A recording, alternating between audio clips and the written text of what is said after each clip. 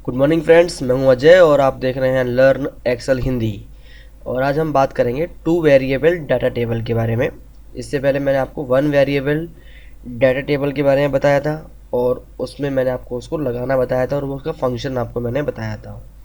आज हम बात करेंगे टू वेरिएबल, यानी कि हम दो वेरिएबल के यहाँ पे डाटा टेबल किस तरीके से क्रिएट कर सकते हैं उसके बारे में हम आज बात करेंगे। तो जैसे कि आप यहाँ पे देख रहे हैं, लोन अमाउंट है यहाँ पे 1 लाख और इंटरेस्ट रेट यहाँ पे 7% और पीरियड जो है उसके वो है 60, यानी कि ये 5 साल का लोन है यहाँ पे। और जो इसकी पीएमटी है, मंथली इंस्टॉलमेंट जो है वो है 1980 रुपये। अब मैं ये चाहता हूँ कि मैंने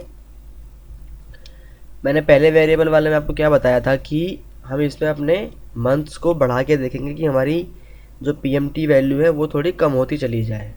यानी कि मान लीजिए मैं चाहता था कि 1000 से 1200 के बीच मुझे चाहिए, तो मैंने वो वन वेरिएबल लगाया था, तो मुझे वो अकॉर्डिंग टू मंथ्स के मुझे मिल गया था वो। अब मैं चाहता हूँ कि मेरे को साथ में लोन अमाउंट भी मेरा जो है कम हो जाए मेरी किस्त के साथ में।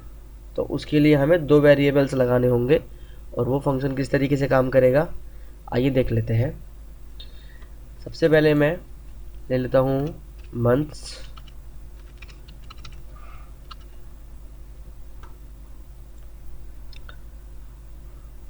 टू 40 मंथ तक, यानी कि 20 साल तक का हम ले लेते हैं।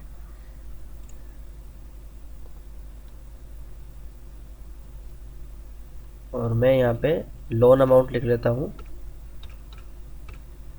50,000 और 60,000। और इसको मैं 1 लाख तक ले लेता हूँ, यानी कि मुझे इनमें से कौन से लोन को लेने में और ये मंथ में मेरी जो पीएमटी वैल्यू है वो कम से कम, या मैं क्राइटेरिया ले लेता हूँ कि मुझे 800 से 1000 के बीच में ही किस्त भरनी है और मैं उतने ही लोन पे अपना लोन जो है अप्लाई करूँगा। तो इसके लिए पहले की तरह आपको यहाँ पे इज इक्वल टू लेके ये वाली वैल्यू जो हमारी पीएमटी है वो लेनी होगी, क्योंकि इसी के बेस पे यहाँ पर ये अपनी वैल्यूज़ को यहाँ पे शो करेगा। आप इस वैल्यू को मैनुअल ही नहीं डाल सकते हैं, आपको यहाँ पे इसको इज इक्वल टू के दोबारा ही यहाँ पे पुट करवाना होगा। आपको सिलेक्ट करना है पूरा ये रेंज रो और कॉलम से। उसके बाद डाटा पे जाएंगे। डाटा में व्हाट इफ एनालिसिस में हम करेंगे डाटा टेबल। और सामने ये विंडो खुल के आई है छोटी वाली। हमने पहले वन वेरिएबल में क्या किया था कि हमने खाली कॉलम वाले में यहाँ पे हमने इसको डाला था और हमने रो में भी डाल के सेम जो हमारे ईयर्स है उनको डाल के देखा था। अब की बार हमारे पास में कॉलम में भी डाटा है और रो में भी डाटा है, क्योंकि हमें दो वेरिएबल के साथ में अपना पीएमटी शो करना है।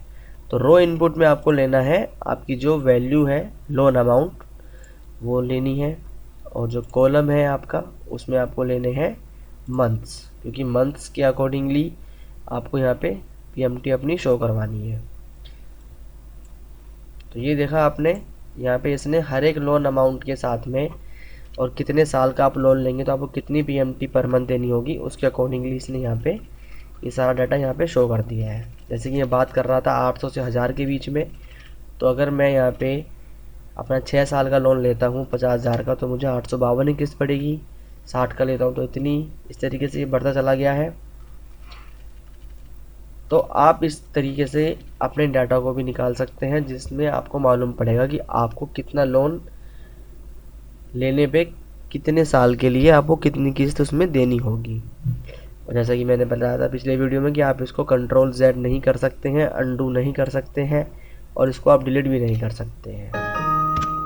तो आप इसको पूरे को ही डाटा सेलेक्ट करेंगे तभी यहाँ से ये डिलीट हो पाएगा। काफ़ी सिंपल फार्मूला है, काफ़ी काम आता है हमारे को जब डाटा हमें निकालना होता है। इससे हमारा फ़ायदा ये होता है कि हमको बार बार यहाँ पे मंथ्स और यहाँ पे लोन अमाउंट जो है अपनी चेंज करनी नहीं पड़ेगी। हमारे पास अगले 20 साल तक का डाटा यहाँ पे निकल के आ चुका है कि हमें कितने लोन पे कितने साल के लिए कितनी पीएमटी या मंथली इंस्टॉलमेंट हमको पे करनी होगी। तो मैं आशा करता हूँ आपकी समझ में आया होगा। इसी तरह की और भी वीडियोज़ हैं मेरे, उनको देखिए, सब्सक्राइब कीजिए मेरे चैनल को जो कि है youtube.com/learnexcelhindi। Thank you very much friends, have a nice day.